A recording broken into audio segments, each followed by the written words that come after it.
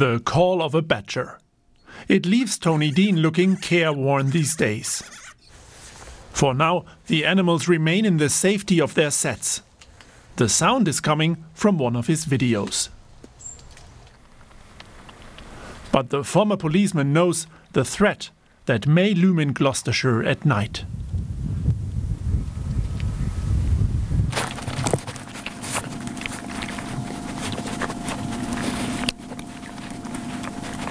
The scenes you're seeing at the moment are taken at my particular badger set in the Slad Valley, where I've been studying the badger there now for the last 25, 28 years, and taking hundreds of people to see them. They're a beautiful animal, as you can see. They're a protected species, and there's no way that I want to see good, healthy badgers shot by marksmen and just leaving them to die, possibly underground, having been shot, they get underground, badly injured, die a long, lingering death underground, with no science at the end of it.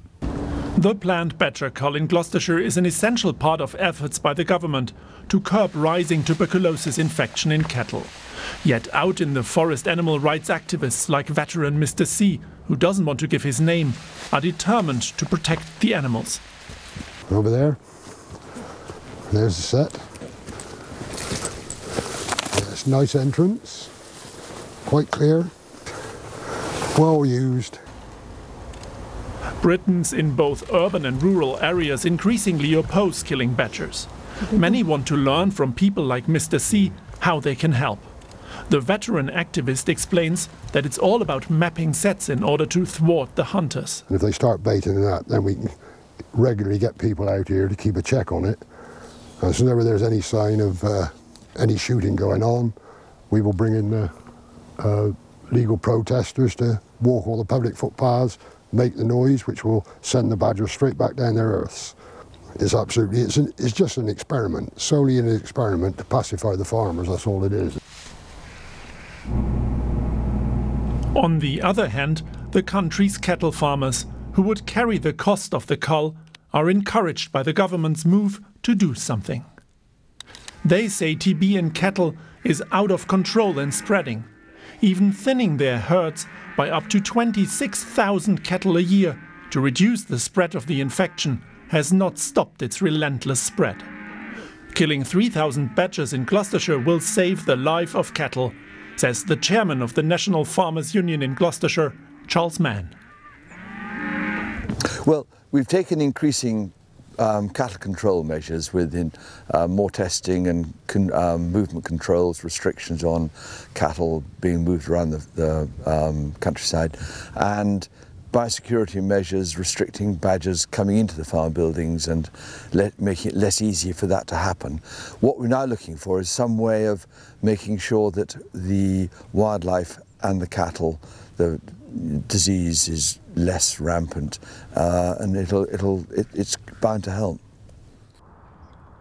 The farmers base their hopes on a randomized badger culling trial, which 15 years ago saw thousands of badgers put down.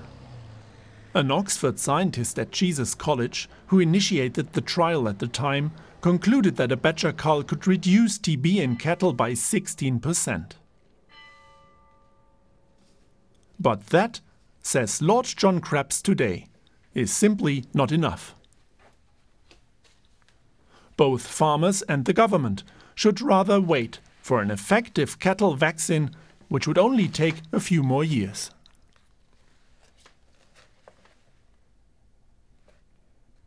Well, I think the government has cherry-picked the results from my experiment.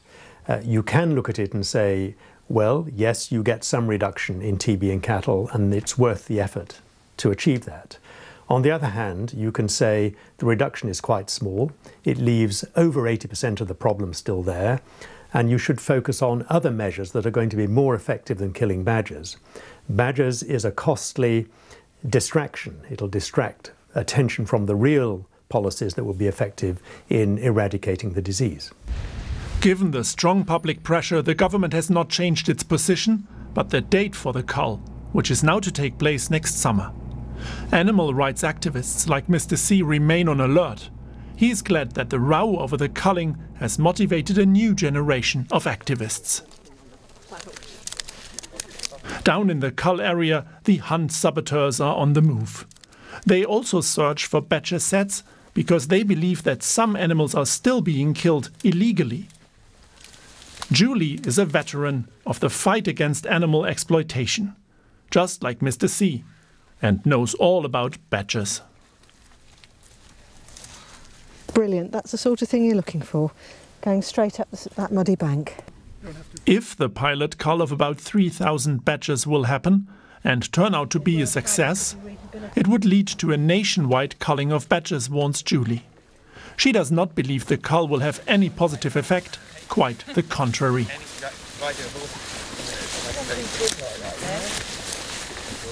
The risks of badgers from the edge of a cull zone moving out under stress and causing more disturbance and stress to other badgers cause something called the perturbation effect.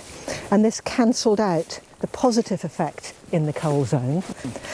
And in short, culling badgers doesn't work unless you were to kill every single badger in the country.